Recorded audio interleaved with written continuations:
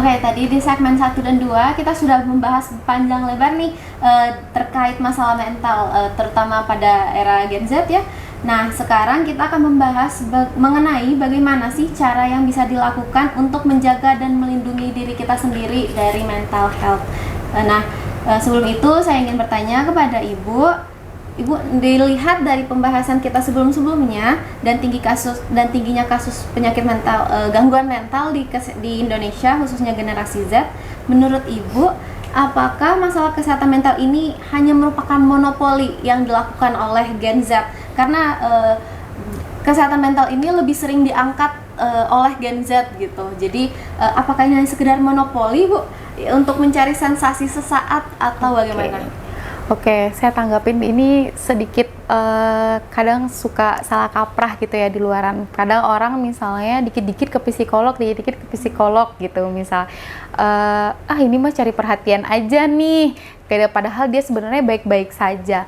Nah, kalau ditanya apakah itu sebuah monopoli atau tidak, saya akan menjawab itu tidak. Kenapa saya bilang tidak?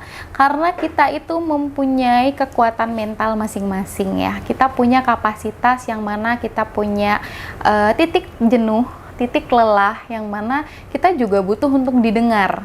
Nah, maka orang-orang yang mengalami kesehatan mental ini, mereka yang aware dengan dirinya, mereka mengantisipasi dengan cara apa? Saya mungkin rutin deh konseling dengan psikolog, karena dia tahu bahwa dirinya ternyata tidak bisa berbicara banyak ke orang lain kalau bukan expertnya misalnya.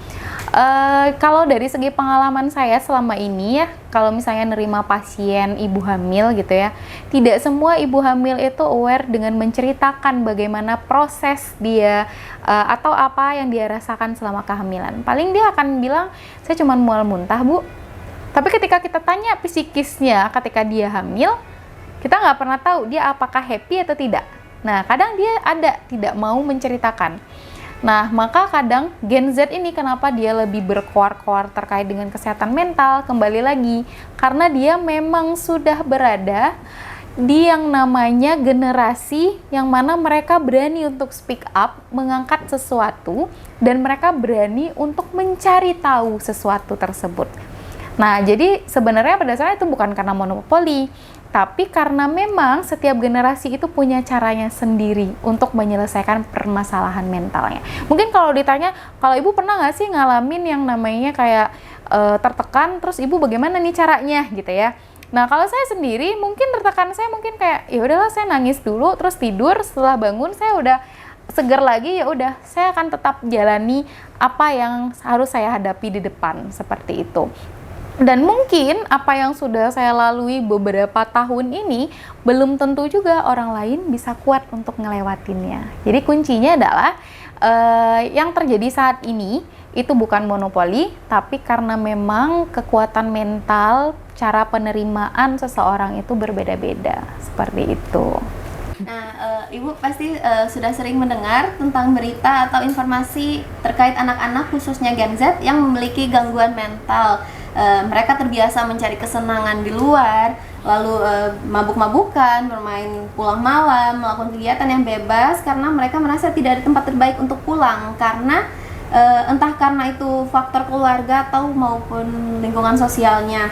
Nah, dari Ibu sendiri mungkin ada tanggapan untuk Sobat MIK yang menonton terkait sesuatu pesan kepada Gen Z yang sekarang mungkin sedang menghadapi persoalan ini, atau sebagai wejangan nih Bu kepada semua Gen Z. Oke, kalau dibilang wejangan kayaknya saya belum terlalu tua ya untuk ngasih wejangan gitu. Mungkin seperti kayak sharing pengalaman. Bagi sebagian orang mungkin hal yang mereka lakukan itu adalah hal yang salah, bahkan itu adalah hal yang ibaratnya itu kayak kalian ini apaan sih, kalian tuh kayak seolah-olah seakan-akan seperti orang yang tidak dianggap karena kelakuan itu dan pantas untuk dijauhi bagi sebagian orang. Tapi kalau ditanya menurut saya seperti apa, menurut saya nggak akan ngejauhin mereka. Bahkan saya akan memberikan motivasi untuk mereka bisa kembali ke diri mereka sendiri, karena mereka berbuat sesuatu itu pasti ada faktornya dan pasti ada penyebabnya gitu. Nah, kalau misalnya kita tanggapi terkait dengan minum-minuman, kenapa dia harus ibaratnya minum-minuman, mabok-mabokan atau trail-trailan seperti itu ya. Karena itu tadi sudah dijawab sama Ivanka, dia ngerasa tidak ada tempat yang bisa menerima dia. Kita sudah menstigma atau mendiskriminasikan dia langsung gitu.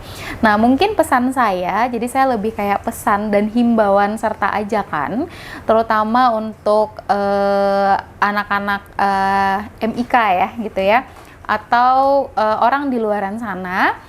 Mungkin jika kita temui orang-orang tersebut, kita pun juga harus memahami mungkin ada faktor tertentu yang membuat mereka bisa seperti itu. Jadi bukan berarti dia anak yang tidak baik, pada dasarnya kita semua baik.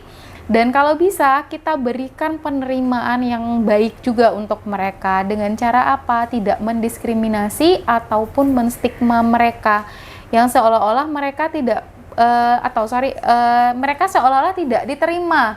Jadi sehingganya dia mencari ke luaran sana, ke tempat lain yang mana ada penerimaan yang baik untuk dia. Nah, sekarang ajakan saya adalah bukan berarti orang-orang yang berandalan kita ajak, tidak. Kita pasti tahu, oh anak ini baik kok. Sebenarnya bisa diarahkan, cuman hanya faktor karena keluarga, mungkin dia seperti ini. Mungkin kita bisa ajak dia untuk berteman, kita arahkan pelan-pelan untuk menjadi kawan kita. Mungkin dengan kebiasaan, dengan lingkungan dia akan mengikuti. Jadi himbauan saya, jangan jauhi orangnya. Intinya jangan jauhi objeknya, tapi jauhi subjeknya. Jadi kuncinya adalah orangnya nggak usah dijauhin, tapi perilakunya yang harus kita hindari dan kita berikan contoh untuk anak-anak kita atau teman-teman kita yang generasi Z seperti itu. Baik, terima kasih Bu. Ternyata waktu berjalan sangat cepat, di mana pembahasan kita yang sangat menarik ini membuat kita lupa bahwa kita telah sampai ke penghujung acara. Nah, sebelumnya izinkan saya menyimpulkan hasil obrolan kita pada kesempatan ini, Bu. Pada awalnya, kesehatan mental merupakan hal yang kurang diperhatikan, bahkan sering dianggap tabu, dan jarang sekali dirasakan oleh beberapa generasi di belakang.